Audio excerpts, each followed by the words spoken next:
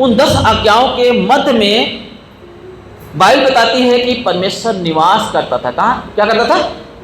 परमेश्वर निवास करता था। और उस जगह पे हारून की छड़ी जो सूखी हुई थी, कैसी थी? सूखी हुई थी। वो छड़ी उस संदूक के अंदर रख दी गई और जब उसे खोला गया, देखा गया, तो उसके अंदर फूल और फल आ गए थे। क्या गए? फूल और फल आ गए थे। कोई आशा नहीं थी। सूखी टहनी, आप बताएं सूखी टहनी में जान आती है क्या? पानी में डालोगे, मिट्टी में डालोगे तो सड़ जाएगी। हेलो, मेरी बात समझ में आ रहा है नहीं आ रहा है? ये है जीवन देने वाला परमेश्वर। ऐसे हमारा जीवन में कोई आशा नहीं है, कोई उम्मीद नहीं है।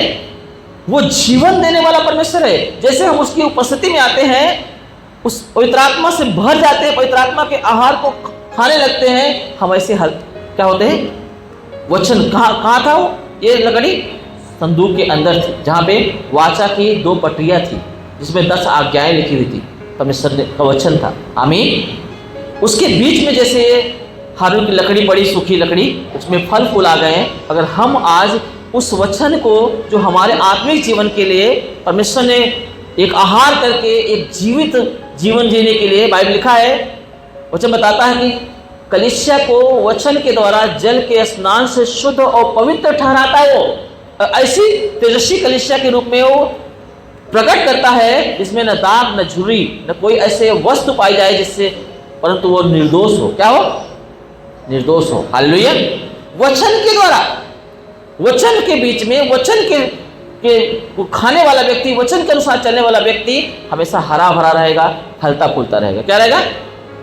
फलता फूलता रहेगा। इसीलिए इन वचनों को लोगों तक पहुंचाओ, खुद ग्रहण करो। और जिसको कोई आशा नहीं है, कोई उम्मीद नहीं है, रास्ते बंद हो चुके हैं, चाहे वो कैसी भी परिस्थितियां क्यों न हो, आप उन तक जैसे आप पे संदेश पहुंचाओगे कि परमेश्वर आपके दुख के बदले आनंद रख दिया है, आपके पाप के बदले धार्मिकता रख दिया है, आपके मृत्यु के बदले जीवन दे दिया है यीशु मसीह के द्वारा।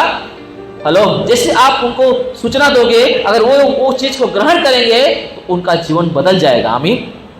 वचन को ग्रहण करते ही वो हरे भरे हो जाएंगे। आमीन। उनका पापमय जीवन धार्मिकता का जीवन हो जाएगा, उनका मृत्यु वाला जीवन अनंत जीवन बदल जाएगा। आमीन। उनके परिस्थितियों को परमेश्वर पूरी तरह से बदल देगा। हालेलुया। और इसीलिए हमने क्रिसमस का प्रोग्राम किया था, न कि हम फेस्टिवल मना रहे थे। और जितने नए लोग को हम बुलाए थे आने के लिए, नए लोग कहाँ हैं मालूम नहीं,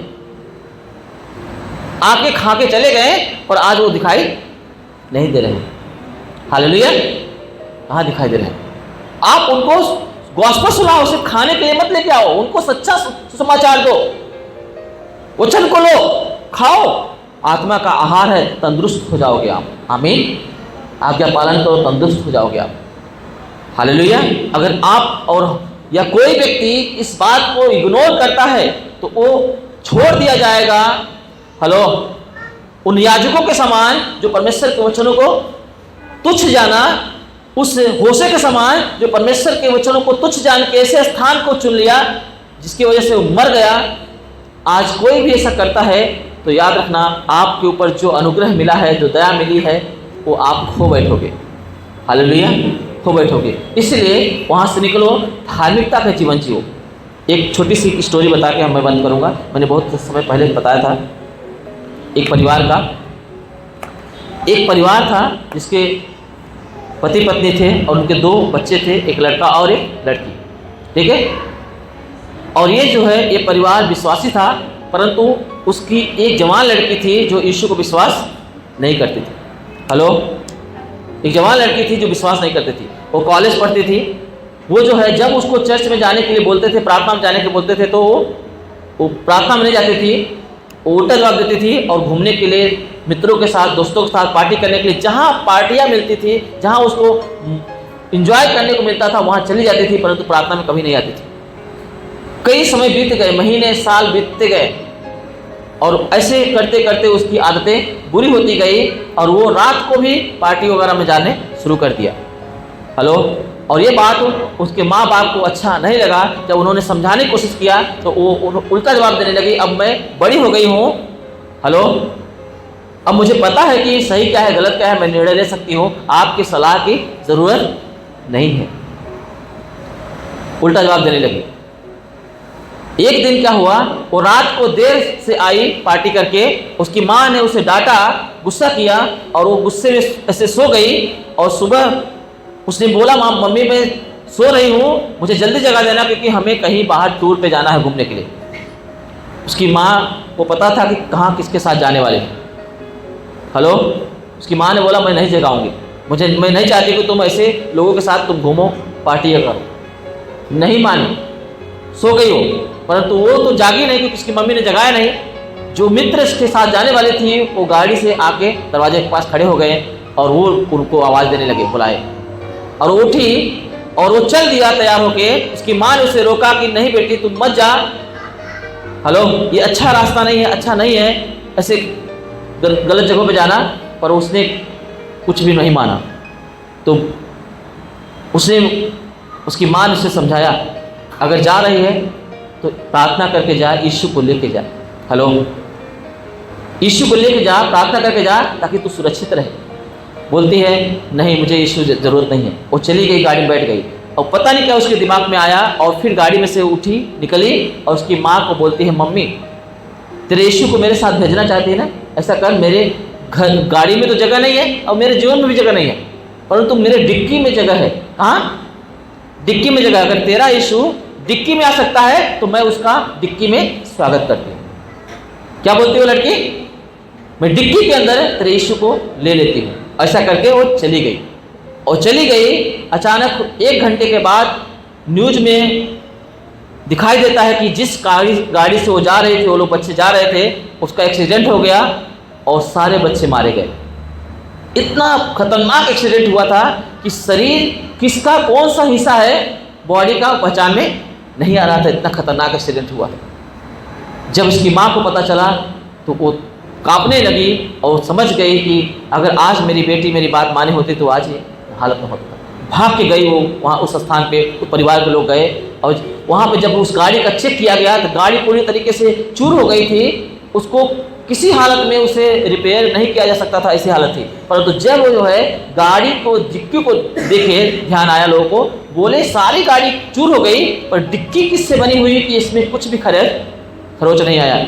और जब उस डिक्की को खोला गया गाड़ी के, तो गाड़ी के डिक्की के अंदर 2 कैरेट कच्चे अंडे पड़े हुए थे। कितने कैरेट? 2 कैरेट जो है कच्चे अंडे पड़े हुए थे और उन कच्चे अंडों में से एक भी अंडा टूटा हुआ नहीं था। हेलो, एक भी, आपको सच्ची घटना बता रहा हूं मैं, गवाही है, मैंने एक बार और बताया था ये बात। एक भी अंडे नहीं टूटे थे, वो भी कच्चे अंडे।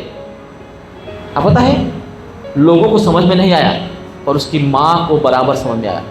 मेरी बेटी ने गुस्से में ही सही पर यीशु को बोला तो था कि मेरे डिक्की में उसको मैं बुलाती हूँ। और ये परमेश्वर की, यीशु की उपस्थिति होने की वजह से अंडा नहीं टूटा।